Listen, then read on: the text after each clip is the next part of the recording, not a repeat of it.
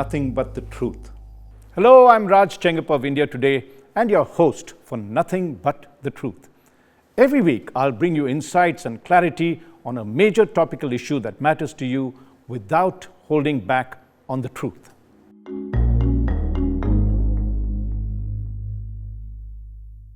PayTM and Byju were the poster boys of Indian business, the whiz kids of the country's startup blitz. But both of them became unicorns in record time and did the country proud. PayTM had captured our imagination with its catchy slogan, ATM Nahi, PayTM Karo. Vijay Shekhar Sharma, its founder, created a revolution in digital payments as we got used to scanning QR codes, not just us, but street vendors, kirana shops, and a host of small businesses who began to accept digital payments instead of cash, even for the smallest of transactions. Then there was Byju's, co-founded by Ravindran Byju, which rapidly transformed the online education technology business, and Byju's became so big that it was valued at $22 billion or rupees 1.8 lakh crore in 2022, and officially not only became a unicorn, but was also called a decacorn. It also had Bollywood superstar Shah Rukh Khan as its brand ambassador for a while. Unfortunately, there is a sad story to follow. Like meteoroids, these two companies and their inspirational founders shone brightly for a while, but are now in danger of rapid burnouts. From exemplars of innovation, they have in fact become examples of how overambition and overreach can lead to disastrous follies. So in this episode of Nothing But the Truth, we will look at how PayTM and Byju, two of India's best known startups, soared to such great heights and then came crashing down. So let's start with the profiles of the founders of these two companies. In terms of age, Vijay Shekhar Sharma, founder of PayTM, and Byju Ravindran, which I said was co-founder of Byju's, have just a year difference between them. But in terms of personalities, they are poles apart. Sharma, at 45 years of age, is the older. He's outgoing, aggressive, and emotional. On the other hand, Ravindran, who at 44 is said to be shy and an introvert, except when he gets down to doing what he loves the most, which is teaching, and there he's a true superstar. Both Sharma and Ravindran have plenty in common too. If you study their backgrounds, both grew up in small towns in India, went to local schools, and learnt English by themselves. From humble beginnings, both built formidable companies and became dollar billionaires pretty quickly. Now let's separately chronicle their individual successes. Vijay Shekhar Sharma started his entrepreneurial journey very early. He went to a school in a small town near Aligarh in Uttar Pradesh, where his father taught at a government school. The family, in fact, had trouble making ends meet. Now, Sharma learned English on his own so that he could clear the entrance examinations for engineering colleges. He loved English rock music and learned the lyrics of songs by heart from bands like the Pink Floyd, the Doors, and U2. And actually, this, he said, helped him master the English language rapidly. Now, among Sharma's favorite lyrics, which he said, is the U2 song titled The Streets Have No Name, one of my favorites too, and especially these lines. And I'm quoting that song, "I want to run, I want to hide, I want to tear the walls that hold me inside." Sharma did tear down the walls that held him back in that small town. When he went to the Delhi College of Engineering, Sharma started a company called XS Core, a content management system company with three friends, which they soon sold for $1 million to a US firm in 1999. Flush with the money, they launched an online search engine for telephone numbers called 197 Communication. It was so named because we all recall in the days of analog telephone, the helpline number was 197, that was the helpline directory number. When the money got tough and tight, Sharma's three partners pulled out and he converted the website to offer news, cricket scores and music and owned the entire company. But he soon ran out of cash, and at times he didn't even have enough money to pay for his house rent and even skipped his dinner. But Sharma was bailed out by an entrepreneur and he never looked back after that. I'm fast forwarding, and when you look at really what was the turning point, it was when the iPhone launched its first smartphone in 2010 that incorporated apps including games that Sharma said for him would be the way that he should go. He was among the first to realize the potential for payment apps using the mobile phone itself.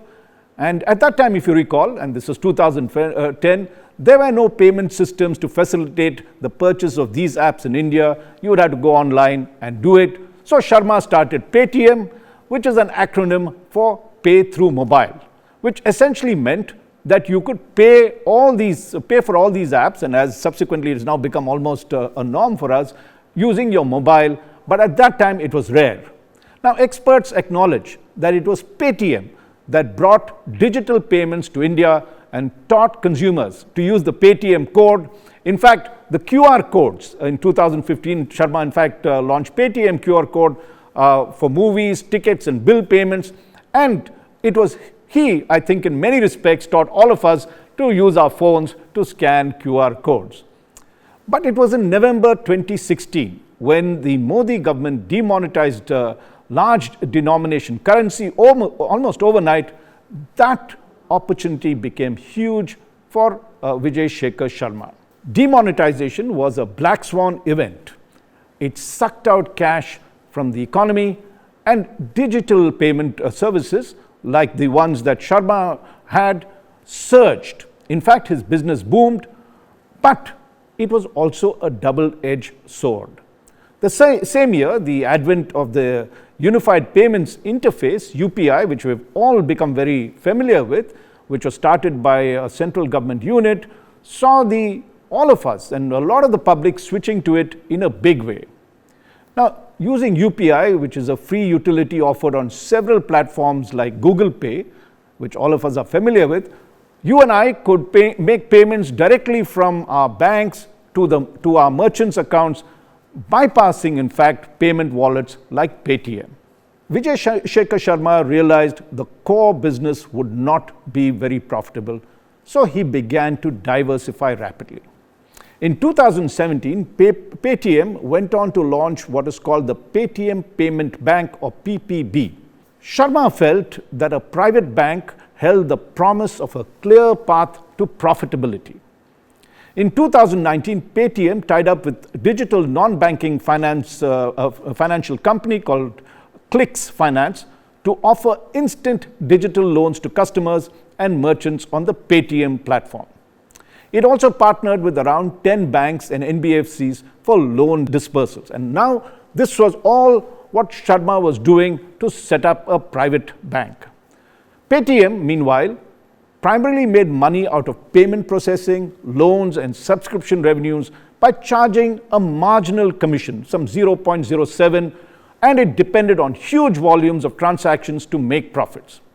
At its peak, Vijay Shekhar Sharma's PayTM had 330 million digital wallets in his firm PayTM's Payment Bank, or PPB. Another 118 million customers who took rupees 15,500 crore loans through its tie-ups. And there was also 60 million users for its FASTag services that allowed digital payments at toll booths across the country. And 197 Communications, the parent company of PayTM, had a market capitalization of rupees 1.1 lakh crore at the time of its listing on the Bombay Stock Exchange on November 18, 2021, when he had decided to go on an initial public offering, or IPO. Sharma, in fact, made it to the Forbes World Billionaires list in 2022 with a net personal worth of $1.2 billion, that's equal to around rupees 9,950 crores or close to 10,000 crores. But soon after that, the downfall of PayTM began. Before we get to the reasons why PayTM crashed, let's now turn to our other poster boy, Ravindran Byju, because his story is no less fascinating than that of Sharma's. Until he was 20, Ravindran lived in Azhikode, a suburb of the coastal city Kannur in Kerala, and his parents were teachers in the government high school. Byju was a sports fanatic, and he played cricket, football and table tennis at the university level. And like Shekhar, he learned English by himself, and he told me once that he did it by listening to cricket commentary, English cricket commentary, because he liked the sport so much, and did this on the radio and picked up the language. He also earned a mechanical engineering degree from the Government Engineering College in Kannur. And after his graduation, Ravindran joined a ship management firm and in fact went out of the country and did a lot of work for about 3 years with this management firm. Now on his annual vacations, when he came home once, Ravindran would connect with friends in Bengaluru, some of whom were working in IT firms and preparing for the Common Admission Test or CAT, which we all know is a competitive exam to get into the MBA programs in the country. So Ravindran, who loves mathematics, found that he had a natural aptitude to teach. In 2006, he held his first Sunday morning session for a batch of 35, all friends and their acquaintances in Bengaluru's Koramangala neighborhood. I grew up in Bangalore and I know that neighborhood very well. By the sixth session of this tuition, what started off as a vacation pastime drew as many as 1,200 students just by word of mouth. And therefore, particularly among serious aspirants in the tech circles, Ravindran Byju began to become a celebrity. The sessions then moved into bigger auditoriums, and Ravindran was soon traveling to Chennai, Pune and Mumbai, where his classes were in great demand. In fact, he used to hold them in huge stadiums, which was packed to capacity whenever he taught there. So this was the end of his shipping career and a start of a whole new vocation for Byju's Ravindran. In 2011, Ravindran incorporated Think and Learn Private Limited, the company that owns Byju's brand, and he co-founded it with his wife Divya. By 2015, Byju's was phasing out its physical classes to become a tech-enabled firm via its own learning app, and it had students from kindergarten to class 12 who could access the app through a tablet. And like Vijay Shekhar Sharma, a black swan event would propel Byju's to even greater heights. And this was when the COVID pandemic struck us in March 2020. Our Byju's hit pay dirt. Parents, if you recall, had to scramble to enroll their children for online classes as schools remained closed for very long periods. Revenue for the firm flowed from subscriptions for its online learning app, and Byju's dispensed, among other things, early learning material for lower kindergarten to class 3, self-study packs, live classes and video lessons for class 4 upwards. So along with the aspiring enrollments came a boom in funding for the firm, as both domestic and foreign investors gave Byju's as much as $4.8 billion during these 3 to 4 years, and that is equal to close to rupees 40,000 crore. So with that money, Ravindran set out on a shopping spree to pick up edtech companies that saw his business stretch from the online learning app to physical tuition centers. At its peak, Byju's was valued at $22 billion, rupees 1.8 lakh crore, as I said earlier, in 2022. He had 120 million students and 600 offline centers. Then, as fast as Byju Ravindran got rich, things began to take a turn for the worse. Coincidentally, almost simultaneously, Vijay Shekhar Sharma also began to run into serious issues that would see the downfall of PayTM. Let's start with PayTM's follies. Like most startup entrepreneurs, Sharma focused on building the business first and worrying about compliance and regulations later. That proved to be a costly mistake. From 2018 onwards, the Reserve Bank of India, RBI, began red flagging issues where it found PayTM to be in violation of its licensing rules for payment banks. These included supervisory concerns on their wallet transaction. It was also hauled up by the RBI for submitting false information of transfer of funds from PayTM to its banking partner, PayTM Payment Bank, or PPB, which houses its 330 million wallet accounts. There had been at least 4 instances where the RBI has pulled up the PayTM PPB on various charges of violations in its licensing conditions, submission of false information, and lapses in technology and cybersecurity. Experts say the RBI was concerned about the lax monitoring of payout transactions and apparently feared that there could be a danger of fraud and even money laundering. PayTM, of course, denies that, but PayTM Payment Bank to stop new credit and deposit operations, stop fund transfers, and all other banking operations by March 15th. Now, PPB, or the PayTM Payment Bank, remember, is a sister company of PayTM. The share prices of 197 Communications, the parent company of PayTM, crashed from a peak of rupees 1,564 2 years ago to just rupees 393 in March this year. Its market cap today is just rupees 24,000 crore, a fourth of what its valuation, or the valuation of 197 Communications, was in November 2021. Elsewhere, even Vijay Shekhar Sharma saw his entire world crumble in some senses. Ravindran was experiencing the same downturn in fortunes, though for vastly different reasons. Byju's investors had noticed that for some reason, Think and Learn did not have a chief financial officer or CFO for 16 months between 2021 and 2023. This included the time when the company's audited financial statements for 2021-22 were delayed for over a year, and these were raising serious concerns. The investors were raising serious concerns about the company's viability. According to media reports, total financial liabilities had then increased by almost, they said, to around rupees 17,600 odd crores in 2021-22. Clearly, there were serious issues building at Think and Learn.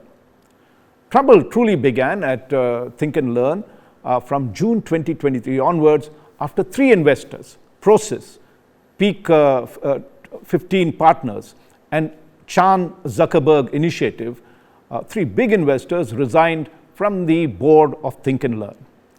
In a statement on July 25, 2023, Prosus, one of the big investors, said, and I'm quoting what they said, "Despite our repeated efforts, executive leadership at Byju's regularly disregarded advice and recommendations relating to strategic, operational, legal, and corporate governance matters." And close quotes on that. Meanwhile, there was further trouble for Byju's when there was a whole host of complaints against its mis-selling of products over which the National Commission for Protection of Child Rights had raised serious concerns about. Byju claims that it has addressed those concerns. Now, as Byju's rushed to cut costs, it sacked employees in droves. From a peak of over 55,000 employees in 2022, Byju's headcount had come down to around 15,000 by this year. Matters came to a head last month when a clutch of investors called for an extraordinary general body meeting to remove Ravindran from control of the company. Ravindran, meanwhile, said he planned to raise money to fund operations via $200 million rights issue, or rupees 1,656 if you convert that to rupees, that they floated in January to pay off its commitments, including salaries. Both parties have now gone to the Karnataka High Court to sort out the dispute. Meanwhile, Byju's fortunes plummeted from a peak valuation of $22 billion, which I said earlier, this was equal to rupees 1.8 lakh crore in 2022, to just $220 million or rupees 1,820 crore. That, if you calculate, is a fall of 99% of its value. So it will be a really uphill task for Byju Ravindran and his team to rebuild the company, but sources close to him say they are determined to rise again. This comes to what really went wrong, and I'm summing up what experts say. Experts say both PayTM and Byju's erred in their laxity in adhering to corporate governance standards, and also in terms of maturity. Now, in PayTM's case, the regulators after them, that is RBI. In Byju's case, it's the investors. Both faltered because of poor corporate governance and lack of maturity. That's what experts say. And I'm summing up a lot of the analysis that is there, and their experience should serve as a wake-up call for the startup universe in India. The lessons are that corporate governance should be built into any company from the very early stages of a business.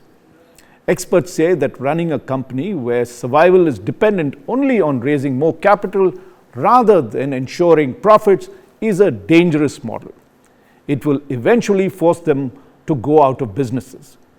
The Sharma Ravindran saga should be a lesson that there is no substitute for corporate governance, and that due diligence is a must at every step of a startup journey, even if all this means scaling down one's ambitions, one's dreams. But the most important thing is to keep the company stable and ensure that it remains profitable rather than crash as it has done now. Both Sharma and Ravindran continue to maintain that they will come back in some form, and we all look forward to that if it does succeed. But for more details, do read the India Today cover story written by Managing Editor M.G. Arun. And thank you for watching this episode of Nothing But the Truth. I look forward to having you with me next week.